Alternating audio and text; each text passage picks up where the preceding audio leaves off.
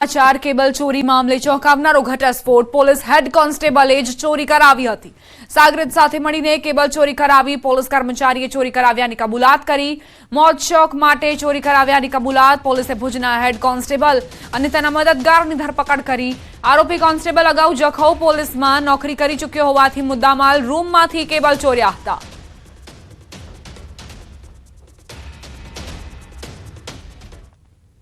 Police station વિસ્તારમાં આવેલા outer ring road પર 2 દિવસ પહેલા બનેલી હિટ એન્ડ રન કેસમાં અકસ્માત કરનાર આરોપીને પોલીસે ધરપકડ કરી છે। કીર્તન ડાખર નામનો યુવક જે પોલીસ પકડમાં આવ્યા બાદ 2 હાથ જોડીને માફી માંગવા લાગ્યો હતો અને રડતા રડતા પોતે કરેલી ભૂલનો સ્વીકાર કરતો નજરે પડ્યો। આરોપીને લોકોએ પકડી પોલીસના હવાલે કર્યો હતો। ત્યારે ગાડીમાં સવાર અન્ય 2 યુવાનો અને એક મહિલા ત્યાંથી ભાગવામાં સફળ રહ્યા હતા। જોકે પોલીસે ગુનો દાખલ કરી આરોપીને ઝડપી પાડવાની કામગીરી શરૂ કરી તો કીર્તન ડાકલાના પરિવારે પણ ભૂલનો સ્વીકાર કરી આ ઘટનામાં જે સજા મળે તે કાપવાની તૈયારી બતાવી છે। 2 દિવસથી આ ગુનાનો જે મુખ્ય આરોપી જે ગાડીનો ડ્રાઈવર હતો કીર્તન ડાખરા એ ફરાર હતો। પોલીસે આ માટે અલગ અલગ ટેકનિકલ ટીમો બનાવેલ અને એનું એનાલિસિસ ચાલુ હતું। તે દરમિયાન પોલીસને બાતમી હકીકત મળેલ કે આ ગુનાનો મુખ્ય આરોપી રેલવે સ્ટેશનની આસપાસ છે।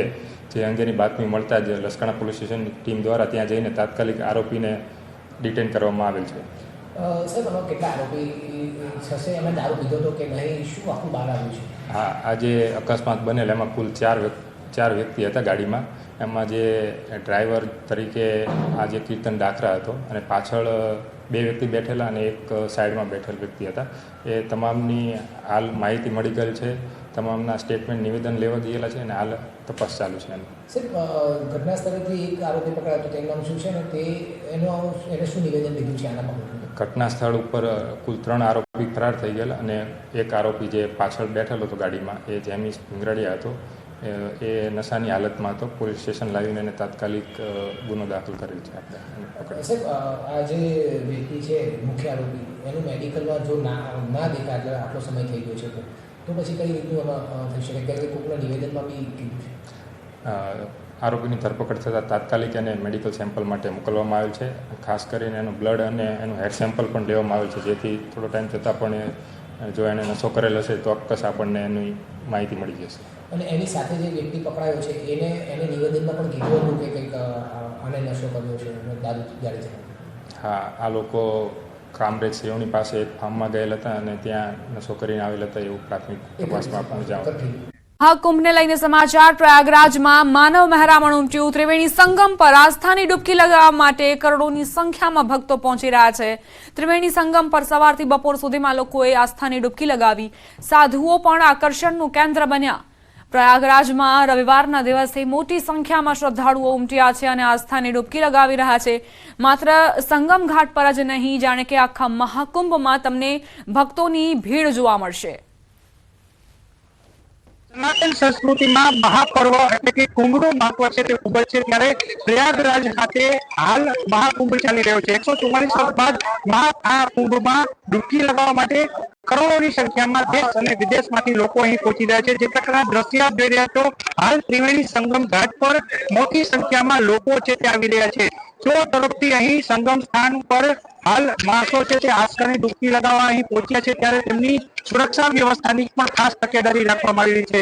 વાત કરવામાં આવે ઉત્તર પ્રદેશના મુખ્યમંત્રી યોગી આદિત્યનાથની રાહબરી હેઠળ કેન્દ્ર સરકાર અને રાજ્ય સરકારની તમામ સુરક્ષા એજન્સીઓ છે તે પણ અહીં સજ્જ છે। જે પ્રકારે અહીં લોકો આવી રહ્યા છે તે લોકોને કોઈ અગવડ ન પડે તે માટે ખાસ ચુસ્ત પોલીસ બંદોબસ્ત પણ ગોઠવી દેવામાં આવ્યો છે। CISF અને અન્ય જે સુરક્ષા એજન્સીઓ છે તે પણ તૈનાત છે। મહાકુંભમાં જે આવી રહેલા સાધુ સંતોના આશીર્વાદ મેળવી અને ત્રિવેણી સંગમમાં આસ્થાની ડૂબકી લગાવતા લોકોની પણ તમામ પ્રકારની તૈયારીઓ અને તકેદારીઓ અહીં જોઈ શકાય છે। કિંજલ કાસરિયા, ન્યૂઝ 18 ગુજરાતી, પ્રયાગ, ઉત્તર પ્રદેશ। તો પ્રયાગરાજમાં કઈ રીતે સાધુઓ આકર્ષણનું કેન્દ્ર બન્યા છે તે પણ જુઓ અને સાથે સાથે લાખોની સંખ્યામાં, કરોડોની સંખ્યામાં જે શ્રદ્ધાળુઓ પહોંચ્યા છે તે પણ અલગ જ પ્રકારની ભક્તિની લાગણીઓ વ્યક્ત કરતા જોવા મળ્યા। મુખ્યમંત્રી ભૂપેન્દ્ર પટેલના હસ્તે યાત્રાધામ અંબાજીમાં વિવિધ વિકાસ કાર્યોનું લોકાર્પણ કરાયું. મુખ્યમંત્રીના હસ્તે 13 કરોડના ખર્ચે સંસ્કૃત મહાવિદ્યાલયનું લોકાર્પણ કરાયું. મા દેવસ્થાન ટ્રસ્ટના સ્વભંડોળમાંથી અદ્યતન સુવિધા સજ્જ વિદ્યાલય સાથે છાત્રાલય પણ બનાવવામાં આવ્યું છે. આ બિલ્ડિંગમાં 150 જેટલા વિદ્યાર્થીઓના શિક્ષણ સાથે આવાસનો સમાવેશ કરાયો છે. આ નવીન મહાવિદ્યાલયમાં મલ્ટીપર્પઝ હોલ, 10 વર્ગખંડો, છાત્રાલય માટે 49 જેટલી રૂમ અને લાઇબ્રેરી, પ્રાર્થના હોલ, ભોજન કક્ષ, કમ્પ્યુટર લેબ સહિતની સુવિધાઓ ઊભી કરાઈ છે. જોકે આ સંસ્કૃત મહાવિદ્યાલય 1962 થી અંબાજી મંદિર દેવસ્થાન ટ્રસ્ટ સંચાલિત છે. મુખ્યમંત્રી ભૂપેન્દ્ર પટેલે જગતજનની મા અંબાના દર્શન કર્યા હતા. મોરબીના માળિયા મિયાણાના આચચ વદરડા ગામે સરકારી અનાજની ચોરી કરતા 2 શખ્સ ઝડપાયા. આરોપી શિવરાજસિંહ અને રાહુલ પાસેથી 550 કિલો ચોખા, 200 કિલો ઘઉં અને કાર સહિતનો 4.42 લાખનો મુદ્દામાલ ઝડપાયો. બંને આરોપીની પોલીસે ધરપકડ કરી. આરોપીઓની પ્રાથમિક પૂછપરછમાં મોરબીના શનાળા ગામના રમેશભાઈનું નામ ખુલતા તેમની શોધખોળ પોલીસે હાથ ધરી. ડિંડોલીમાં કુખ્યાત આરોપીની હત્યાનો મામલો. ગણેશ વાઘની નિર્મમ હત્યા કરવામાં આવી હતી. ભૂતકાળમાં દેવા ઉર્ફે કાલુ નામના યુવકના મર્ડર કેસના આરોપી ગણેશ વાઘની નિર્મમ હત્યા કરાઈ, જેમાં ડિંડોલી પોલીસે ગણતરીના કલાકોમાં હત્યાનો ભેદ ઉકેલ્યો. હત્યા કેસમાં 2 સગીર સહિત 6ની ધરપકડ કરાઈ છે. ઝડપાયેલા આરોપીઓમાં સુખલાલ પાટીલ, પવન પાટીલ, હર્ષલ કોડી, અર્જુન યાદવ સહિત 6 આરોપીઓની ધરપકડ કરાઈ છે. સુરતના પાંડેસરામાં હોટેલ માલિક પર જીવલેણ હુમલાની ઘટનામાં ફરાર આરોપીની ધરપકડ કરાઈ. છેલ્લા 25 વર્ષથી આરોપી આકુલ રામચંદ્ર લેંકા હતો. પોલીસ પકડથી દૂર. વર્ષ 2000માં આરોપીએ સિદ્ધાર્થનગર વસાહત ખાતે મેસ ચલાવતા હોટેલ માલિક ગોપીનાથ ગૌડ પર ઘાતક હથિયાર વડે હુમલો કર્યો હતો, જે બાદ પોલીસ પકડથી બચવા આરોપી ઓરિસ્સા ફરાર થઈ ગયો હતો અને બાદમાં સુરતમાં અલગ અલગ સરનામે છુપાઈને રહેતો હતો. સુરત ક્રાઇમ બ્રાન્ચે આરોપીને સચિન કંસાળ ખાતેથી ઝડપી પાડ્યો. રાજકોટના હીરાસર એરપોર્ટના ઇન્ટરનેશનલ કક્ષાના નવા ટર્મિનલના ઉદ્ઘાટન બાદ સાંસદ પરસોત્તમ રૂપાલાએ કહ્યું કે રાજકોટ ઇન્ટરનેશનલ એરપોર્ટને સૈદ્ધાંતિક રીતે કસ્ટમ ક્લિયરન્સ મળ્યું છે. કસ્ટમ ક્લિયરન્સ ઇમિગ્રેશનની મંજૂરી પણ ગૃહ વિભાગ પાસેથી મેળવવાના પ્રયાસો શરૂ છે. 1-2 દિવસમાં સત્તાવાર જાહેરાત થઈ જશે. આગામી ટૂંક સમયમાં રાજકોટથી ઇન્ટરનેશનલ ફ્લાઇટ શરૂ થશે. કસ્ટમ ક્લિયરન્સ માટેની પણ આંતરરાષ્ટ્રીય હવાઈ મથકની અંદર વ્યવસ્થાઓ ઊભી કરવાની હોય છે.